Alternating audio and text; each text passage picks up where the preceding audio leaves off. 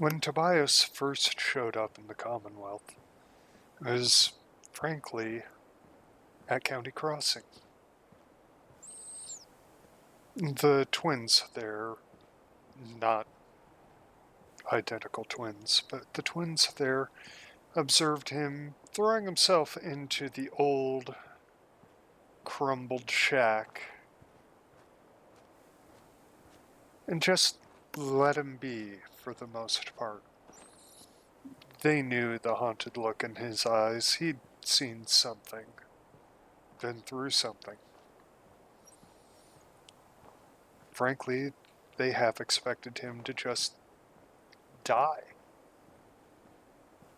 At least until the raiders showed up for the usual shakedown.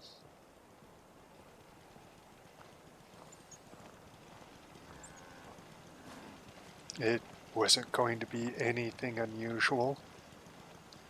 They come, starving, demand food in that silly way of theirs.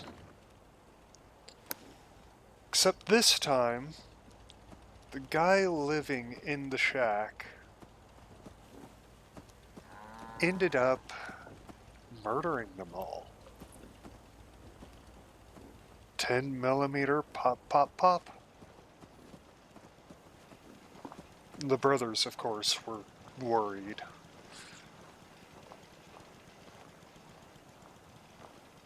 Raiders weren't a problem. They only showed up when they were low on Kim's food or the like. Killing them, well, that would mean retribution. When they explained this to him, he just nodded wordlessly If you work, you and eat. trudged It's as out. simple as that.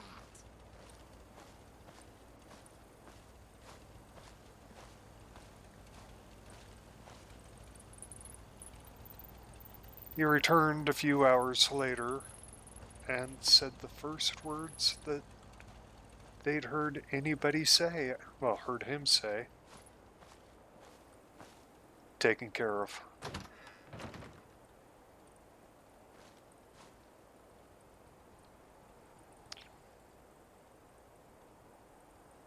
After that, they really didn't mind sharing their food with him.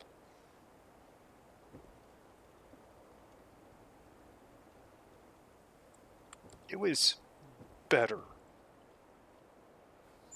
He was quiet, but appreciative.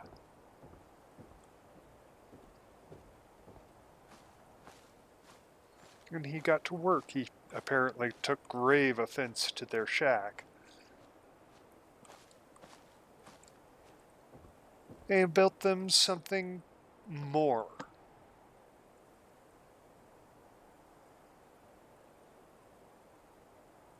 At first, they thought what was done was done.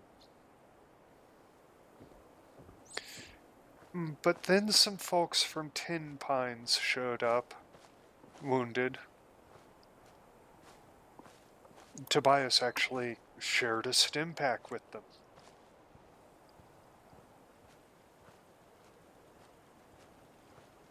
But they explained that they were out of some basic resources and they needed to sell some potatoes. So much caring for good neighbor. That place is nothing but trouble.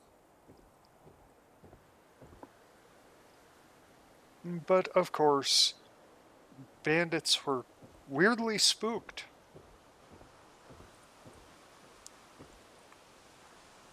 So Tobias offered to be their caravan for them, to carry all of their goods and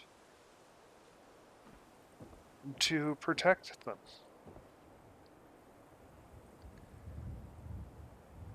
Word got around to a few other settlements. Hey, if you need somebody to go ahead and caravan your goods to one of the trade towns, check out Country I got Crossing. work to do. Can't talk now.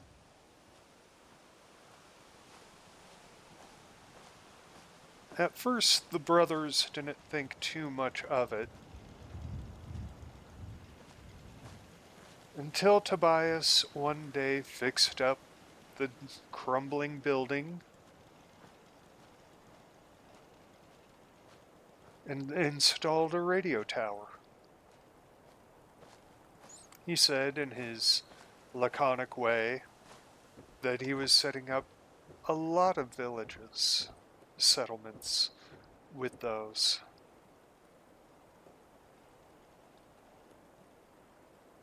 Very quickly, with the newfound prosperity and word that this was not a settlement afraid of raiders, the brothers found themselves getting more people. The first floor of the shack that Tobias had built for them became a restaurant. A place where the good traveling doctor could go ahead and rest as he fixed them up.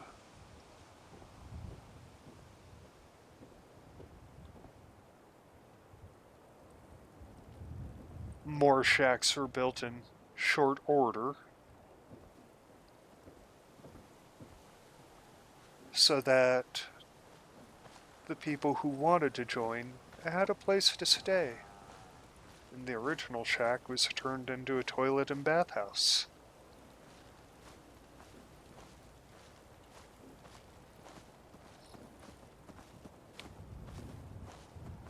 All in all, things weren't bad.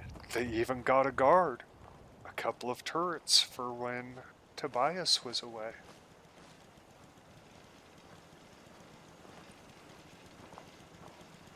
Things were good. But of course, they were isolated. They didn't know about everything that was going on in the other settlements. And the person who was manning the radio, well, she didn't say much about what the others were saying. Except, of course, for when they needed Tobias or one of the others to grab a Brahmin and head out.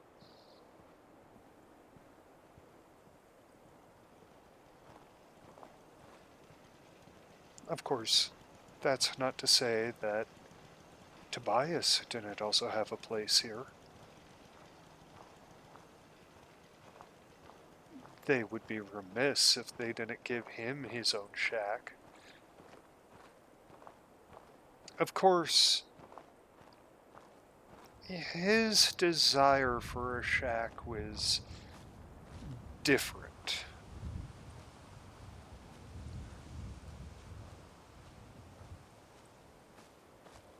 Very, very different.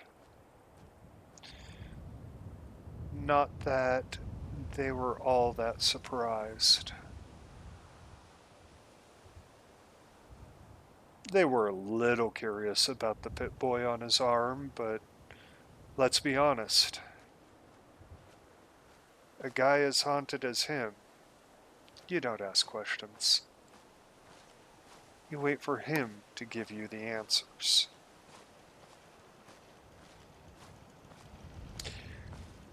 Thus begins